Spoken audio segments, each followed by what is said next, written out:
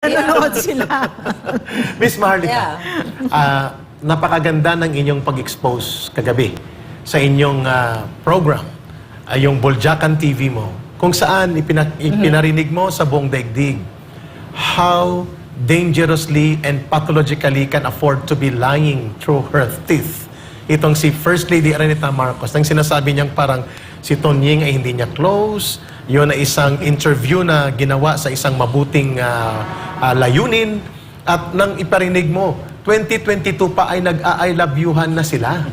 At sila pala ang Yes. operator sa paggurgur at pagligwa kay Attorney Vic Rodriguez at kay Attorney Trixie sa Malacanang dahil hindi niya nakokontrol at nadidiktahan sa gusto niyang mangyari, at dahil nakikinig ang Pangulo ng Bansa sa kanyang appointed na mga cabinet secretaries. The way this First Lady, kung si Attorney Glenn Chong pa at si Sastro Gando Sasot, the full lying lady, lubusang sinungaling na Lisa Araneta Marcos, ano po ang gusto mong ilinaw kung bakit kailangang maintindihan ng mamamayan that this is nothing personal between you and her or siya at ang asawa niya, kung bakit mo ibinubulgar na ito ay isang malaking pinunduhan at pinagplanuhang gimmick itong interview kay Taberna with Lisa, at anong purpose na nakikita mo dahil na-booking mo na all along sila pala ay magkakasabwat na since 2022 pa?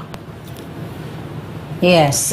Unang-una sa lahat, ang intensyong ito ay hindi para personal or political ambition dahil hindi po ako qualified. Okay? Ito pa intensyon para malaman ng taong bayan kung anong gobyerno ang meron tayo ngayon sa Pilipinas. At kung anong klaseng presidente si Marcos Jr. na siya ay kinokontrol ni Lisa Marcos. Doon sa interview na yon, mga kababayan, ipinakita lamang, interview ni Taberna, ni Liza Marcos, pinakita lamang niya sa taong bayan kung gaano siya kababa, kung gaano siya kapikon, at naipakita kung anong klaseng pagkatao meron ang First Lady at kung anong klaseng gobyerno meron tayo na sa kabila ng kanilang dramatization, or I call it Drama 101, ay kunwari dumaan si Taberna sa proseso na kailangan dumaan sa secretary para lang mag-grant yung interview na yon. Doon sa expose na yung audio na pinakita ko the next day, you know what, mga kababayan, na-receive ko lang yung audio video na yon right after nung nagpa-interview etong si Liza Marcos. From a random, person na nag-send sa akin ng email na hindi ko naman kakilala. Miss Maharlika, ang sabi sa message na actually matagal na yan silang magkakilala. Etchos na lang yan or chika-chika na lang yan. Actually, alam ko naman po yan kahit na wala pa yung audio na yan. So, ito'y pagpapatunay na talagang ginagago tayo ni Lisa at ni Marcos Jr. Na ibig sabihin, nung time pa lang, nung September, ay si Lisa talaga ang punot dulo kung bakit may lumabas na mga panira noon kay Attorney Vic Rodriguez at kung bakit natanggal si Attorney Vic Rodriguez. Kasi initiated talaga ni Ahas. At kung mapapansin niyo doon sa audio video na pinarinig ko sa inyo, that was September nung kinonfirm niya o minessage siya kay Taberna na, hey, di ba? I have a latest marites for you na Vic is out. So finally, wala na talaga si Attorney Vic. Even, sabi niya, wala nang chief of staff or, or anything, sabi niya doon, sa audio na yon. So malinaw na talagang itong si Lisa, hindi lang pambansa national problem, pambansang marites din. Na if-norward niya kay Taberna kasi meron silang communication, meron silang agendang dalawa na kapag may gustong ipasira si Lisa, o may gustong kunyari, maggawa ng kwento kung kanino man, not only kay Attorney Vic, ay gagamitin niya si Taberna, yung platform ni Taberna, para mag-expose. Kasi nga, pareho silang nakikinabang sa isa't isa. So doon to, yung the whole interview na yon, talagang, sabi ko nga, kung ang Pilipino ay mahal niyo pa ang inyong bayan, yun na yung pinaka-hudyat kung bakit kailangan kayo mag-speak up.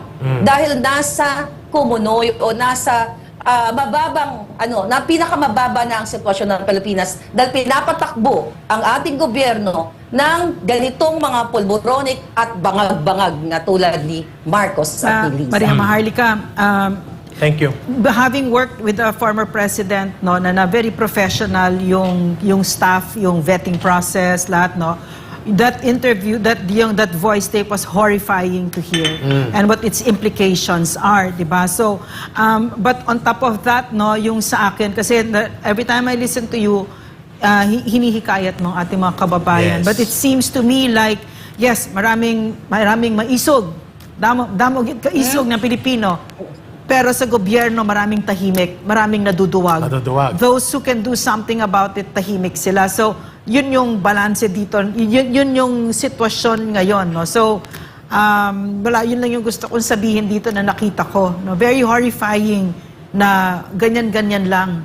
Kasi ito, mga posisyon na ito, kasi nang nakikita ko kasi sa kanila, no, ang tingin ni Liza Araneta Marcos sa posisyon ay lisensya. Yes. Lisensya Yes. para talagang magnakaw, magmaniobra, at saka siya yung boss. Siya magmamando. Nung panahon ni PRRD, hindi ganon. Ang posisyon, hindi ko ito sinasabi lang, Yeah, go ahead, ang ma'am. posisyon ay isang responsibilidad. At meron kang sagutin. At maliwanag si President Duterte sa amin noon, dalawa, huwag kayong magnakaw sa Pilipino at magsulbi kayo sa taong Nang bayan. maayos. Ganun lang. Pero Attorney ito, Glenn no, Chong. ito nakakatakot. Yeah, Ms. Maharlika, before your continuation, magre-react si Atty. Glenn Yeah. Chong doon sa binanggit mo Attorney na ito ay napakadelikado sapagkat pinasakay nila ang taong bayan. Akala nila pwedeng maluloko doon sa kagaya ng scripted drug haul nila sa Batangas na nabuking. Inulit niya pa ulit at pinapalabas niya na para bagang siya ay kinakawawa sila, inaapi sila, at ginamit pa itong kanyang media retainer na noon pa man pala kasabwat niya na sa mga special PR operations para magsira ng mga nasa gobyerno o target personalities. So, in other words, Eric, parang meron silang modus operandi. May modus di operandi. ba? Meron silang Attorney Glenn, sistema. thank you, ma'am. Yeah. Yes. Attorney Glenn Chong, your reaction to that? Unahin ko muna yung sinabi ni Ma'am Lorraine na yung mga nasa gobyerno, tahimik.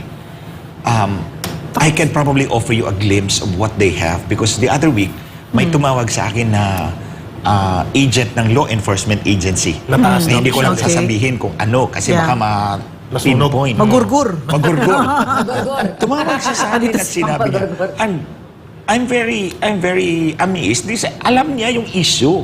Of course, nasa law enforcement agency, alam niya si Maharlika, alam niya kayo. At tayo, tapos sabi niya, please madaliin nyo na. Ito yung sinabi niya sa akin, please madaliin nyo na yung ginagawa ninyo. We Active cannot to. stand it anymore. Active. Active to na nasa law enforcement agency. Sabi niya, please madaliin nyo na yung ginagawa ninyo kasi hindi na namin matiis. So, ang nakikita at ginagawa nararamdaman nila. na talaga nila. Nararamdaman nila yun. course. But only that, they are helpless because ang kabuhayan nila nakasalalay sa kanilang Career, trabaho. kabuhayan, Oo. at seguridad. Seguridad. Tsaka mga power trippers itong mga Yes, ito. oo. ano? They cannot assure, even if they're in law enforcement, they cannot assure themselves of their safety, their livelihood. So, it's up to us. Tatlong general, pina-floating na, or apat. Lima. Lima Lima, na. Eric. I'm Mga sure. major general to, tag 2-star. At saka May yung, mga colonel. yung during the turnover of the chief PNP, di ba, yung kinwento natin dito na grabe yun. it was supposed to be General Peralta, who was Peralta. supposed to be the chief PNP. Nakahanda na. Andun yung buong pamilya niya, kung saan-saan nang galing yon. And then ang in-announce ay si Barbil. Yeah. Walang respeto ito sa mga military and uniformed personnel. Wala.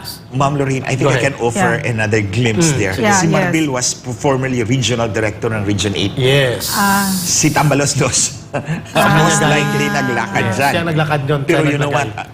Yesterday, I think, pumasok ulit yung sinabi mo sa akin, yung kay Peralta, kay Marbil. Yeah. Pumasok ulit sa isipan ko. Sabi ko, kawawa naman yung pamilya ni Sobra. General Peralta. Pinahiya sila. Kung ako, Humiliated. mag-resign na lang ako pinahiya to sila. preserve my dignity. Yeah. Now, going to my comment kay Ate Sa Ken, sinabi ni Miss yung Marlica. sinabi niya, meron tayong mga kababayan na legal maxim. It's actually a Latin maxim. Falsus in uno, falsus in omnibus. Falsus in uno, falsus in Ibig omnibus. sabihin? In common law, sa England yan. Pag sinabi mong common law, it's unwritten law. If a witness testifies on one thing and it is proven to be false, everything else that the witness says is false. Become false. Ah. Falsus in uno, false in what? Everything else, False in yeah. everything. False in So everything. that's how I react doon sa sa drama ni Lisa Marcos. Oh. Yung sinabi niya na 1 hour yun. Lahat ng sinabi niya, mali yun. Kasi meron akong isa, example. At sinabi niya, nandun si Glenn Chung sa mga meeting. Inamin niya yan. And thank you, Lisa. You're such a...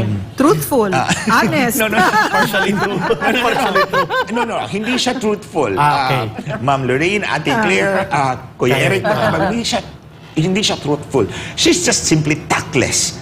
So, inamin niya na nandun ako sa mga meeting, hindi naman lahat ng meeting. Kaya sabi ko, hindi truthful eh. Okay, Remember, but not you because they hate you so much. So, that meeting, wala ako doon. Yung sa Smartmatic Operations. Yun. Sinabi niya, nandun naman si Glenn Chung sa lahat ng meeting eh. Nandun siya sa counting. Ay, excuse me, Lisa, but not you because they hate you so much. O, then, false na yan.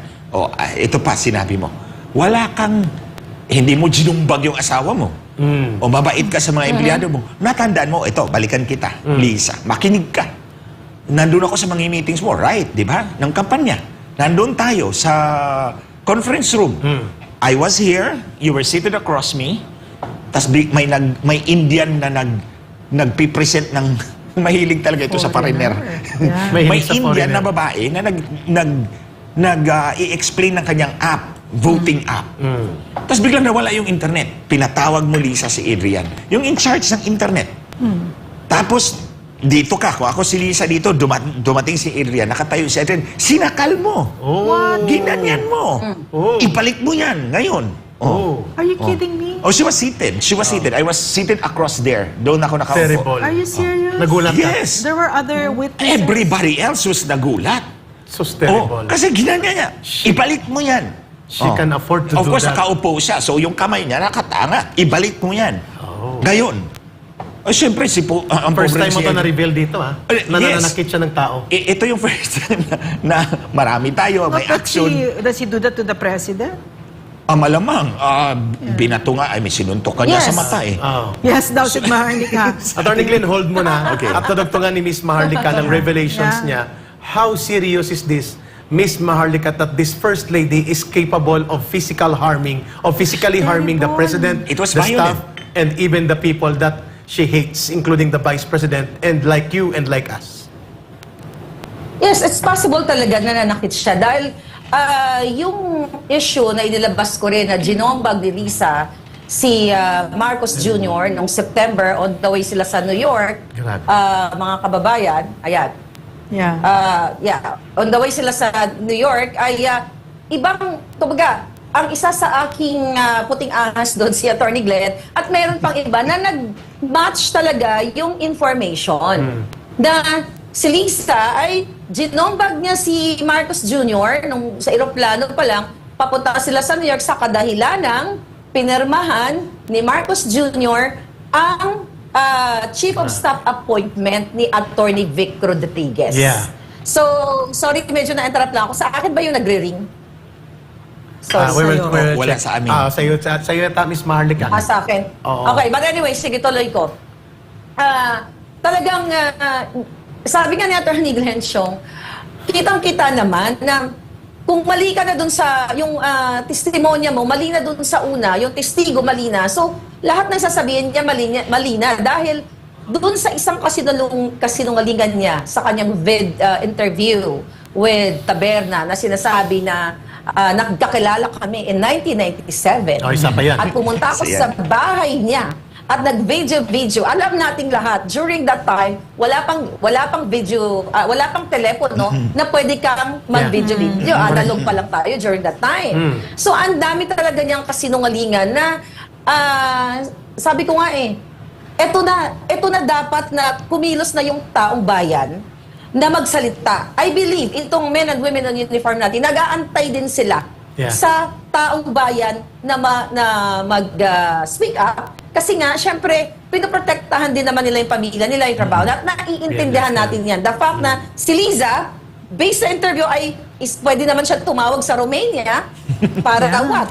Para manggurgor. So, yun din siguro yung takot ng men and women in uniform natin. Kaya, siguro nga sa ibang bansa, yung mga gantong klaseng iskandalo na ginagawa ng First Lady o ng administrasyon, dapat wala na sila. Dapat kusa silang umalis dahil kitang-kita na ng taong bayan kung gaano sila talaga ka-abusive dito sa power na lasing na lasing Ma'am, sila masyado. briefly naman, briefly, ibalik ko sa iyo. There is no reason for Attorney Glenn Chong na magsinungaling sa harap ng mamamayan sapagkat tinataya niya dito ang kanyang integridad, ang kanyang personal na pagkatao, at ito ay direct account niya. Very spontaneously na inilabas mo, Attorney Glenn Chong. Marami kaming nakakita Ang nun. ganito, at ito ay open na nangyaring insidente.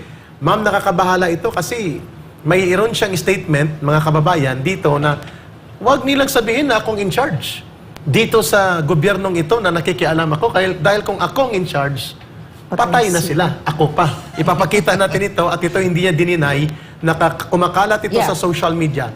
Miss Maharlika, dugtong ba ito sa nire-reveal ngayon ni Attorney Glenn Chong ng pananakit niya sa staff, pananakit niya kay Presidente Marcos Jr. na nasaksihan ng maraming mga officials doon sa loob ng presidential plane nang sila'y papunta sa Amerika, at ito ngayon ang pinagmamalaki niya na ako pa. Patay na sila, at pati yung connection sa Romania.